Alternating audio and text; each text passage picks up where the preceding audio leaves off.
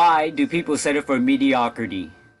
You see, this is the thing about success. Our brains are not wired to make us successful. Our brains are not wired to make us loads of money. Our brains are not even wired to make us happy.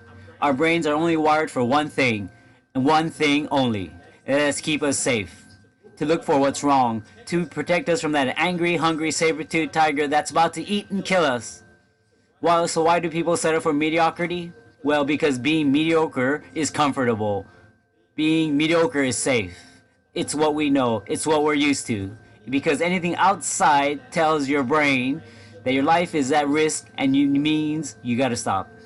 And to be great, to be amazing, to be outstanding, to be successful, you need to do one thing that makes you a little bit nervous. You need to do things that make you a little bit uncomfortable. You need to do the thing that makes you just a little bit fearful, because that's where your growth lies. That's where your greatness lies. And I'm not saying not to feel any fear or worry or doubt or anxiety or stress or anything like that. Heck, I still feel fear when I speak in front of 70, 80, 90 people. But here's the thing. Anytime you feel fear or stress or worry or doubt, you're forgetting the most important truth of all.